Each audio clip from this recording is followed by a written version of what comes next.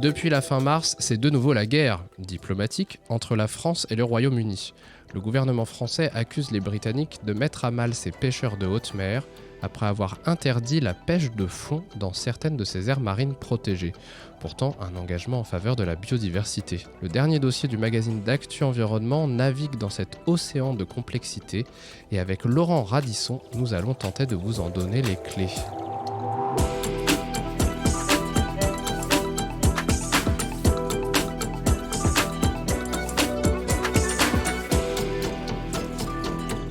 Les clés de l'environnement, le podcast d'Actu Environnement.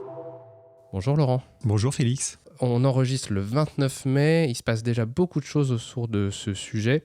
Ça remonte notamment à un arrêté britannique du 1er février qui, depuis le 22 mars, c'est un peu complexe, il y a beaucoup de dates, on espère que vous allez suivre, qui donc depuis le 22 mars interdit des pratiques de pêche de fond ou traînante, donc par exemple le chalutage, dans des sous-zones de 13 aires marines protégées existantes. Et depuis, il y a un gros battage médiatique et politique mené par la France pour empêcher cela.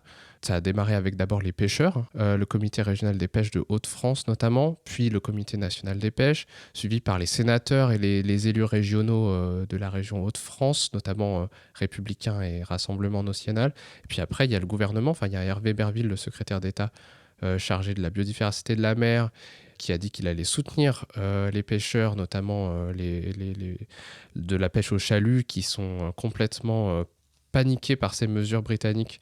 Et ensuite, il y a le ministre chargé de l'Europe, Jean-Noël Barrot, demande à la Commission européenne de régler ce contentieux. Il y a même le président de la Commission des affaires étrangères du Sénat qui a adressé une lettre au président de la République pour pousser l'Europe à régler ce contentieux.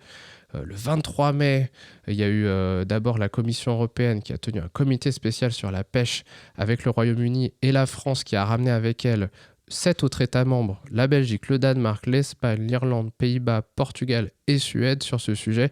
Enfin, on est vraiment dans la guéguerre politique totale, quoi. Et ensuite, il y a une association qui s'appelle Bloom, qui est pour la défense de la biodiversité marine en règle générale, qui demande au gouvernement français de modifier 3 décrets qui portent sur le chalutage dans les aires marines protégées en Méditerranée. On n'a pas encore toutes les informations, mais c'est évidemment à suivre sur Actu Environnement. Qu'est-ce que tu en penses par rapport aux engagements de la France que toi tu as suivis au niveau international ? Alors, c'est vrai que c'est assez complexe, mais on sait que dans le cadre de l'accord Kunming-Montréal, issu de la COP15 qui a eu lieu en décembre 2022.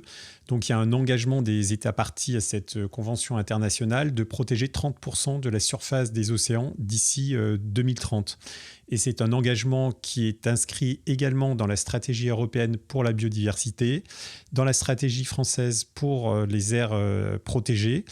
Et dans ces 2 documents, il y a également l'objectif de protéger 10% de ces aires en protection forte. Il y a une bataille aussi autour de ce terme de protection forte. Alors, quelles sont les recommandations déjà, on va dire, au niveau européen par rapport à la protection forte et puis aussi par rapport à d'autres organismes ? Je pense par exemple à l'Union internationale pour la conservation de la nature, donc l'UICN. Alors, c'est vrai qu'il y a un décret qui indique que pour les aires marines protégées sont en protection forte les cœurs de parcs nationaux, les réserves naturelles ou les arrêtés de protection de biotopes. Après, c'est vrai qu'il y a un débat sur ce que doit être la protection dans ces aires à protection forte. L'UICN notamment indique qu'il faut qu'il y ait une interdiction de la pêche industrielle dans ces zones. D'autres vont beaucoup plus loin et demandent une interdiction de toute activité. C'est le cas de l'association Bloom que tu as mentionné tout à l'heure d'ailleurs. Ce décret français qui définit la protection forte en France, du coup, il est, je crois, attaqué d'ailleurs par l'association Bloom. Oui, tout à fait. Elle a fait un recours contre ce décret et on ne connaît pas encore l'issue de ce recours puisque le contentieux est encore pendant devant le Conseil d'État. Après, ce qu'on sait en termes de protection en France, notamment par Patrinat, qui est le centre d'expertise et de données sur le patrimoine naturel, c'est que la France a désigné 33,6% de ses aires marines sous protection, donc en aires marines protégées. et 4,1% qui sont sous protection forte, donc essentiellement grâce aux Outre-mer. Et puis on sait, alors d'ailleurs tu as travaillé là-dessus Félix, que le gouvernement de Nouvelle-Calédonie, lui, a appliqué justement cet objectif de 10% de protection forte sur les eaux, certaines eaux de la Nouvelle-Calédonie, mais c'est discuté.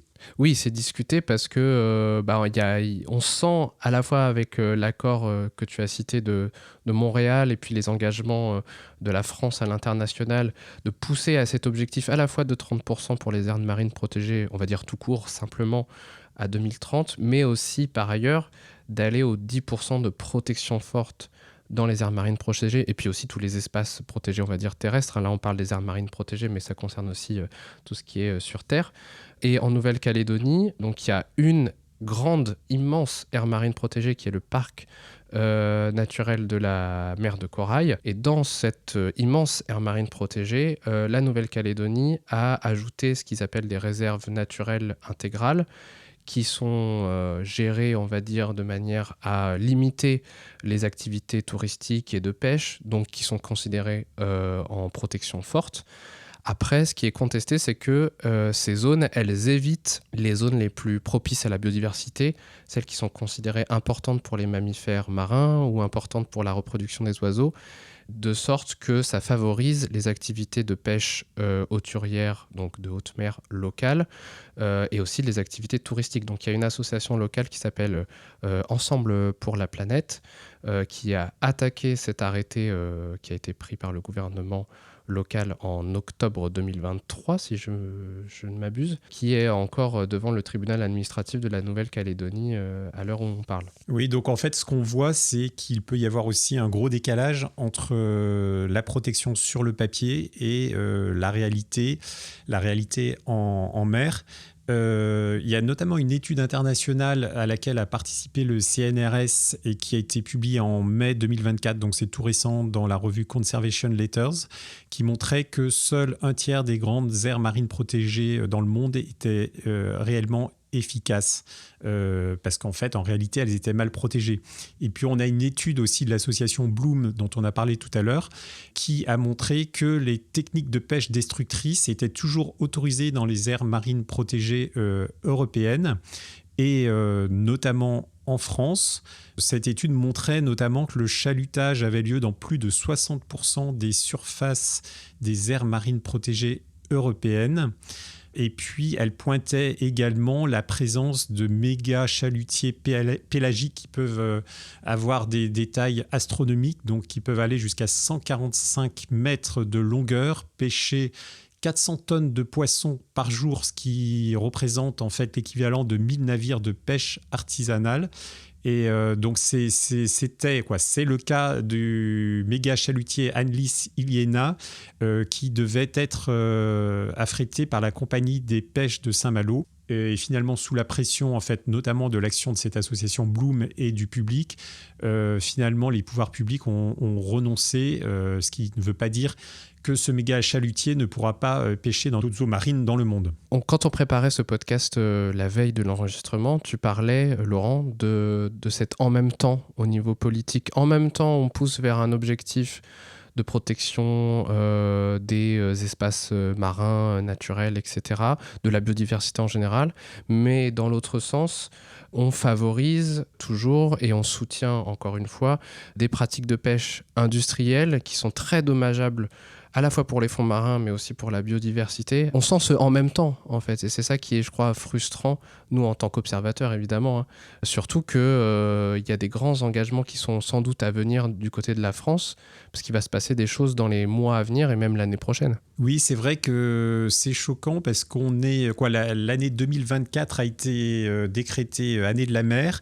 En juin 2025, la France va accueillir à Nice la conférence des Nations Unies sur l'océan.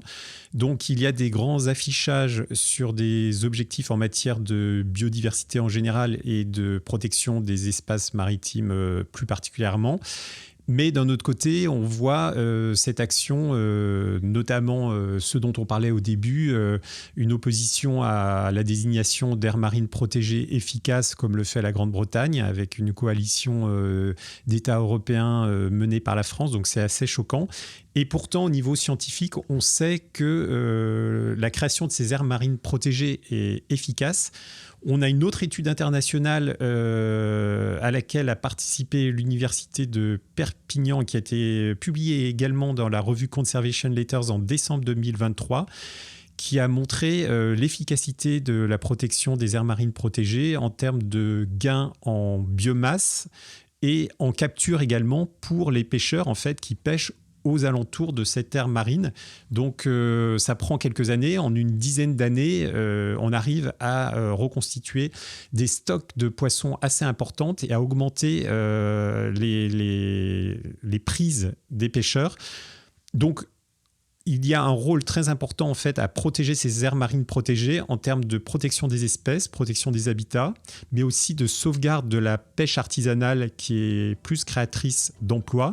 Et puis sans oublier la question des puits de carbone que constituent les océans également. Bien sûr. Merci Laurent en tout cas d'avoir participé avec moi à ce point d'étape. Je t'en prie. Sur cette guéguerre politique autour des aires marines protégées. Évidemment, on vous invite à vous abonner et à nous suivre sur actu-environnement.com. Je note que c'était le 20e podcast pour les clés de l'environnement, ce qui n'est pas rien. Et Bravo, Félix. Tu étais là déjà depuis le premier épisode. C'est possible, oui, effectivement. Et je vous dis à la prochaine. Et évidemment, n'hésitez pas à utiliser le hashtag lescléspodcast sur Twitter, LinkedIn, Facebook, quel que soit le réseau social que vous utilisez pour nous poser des questions. Et à la prochaine. À très bientôt.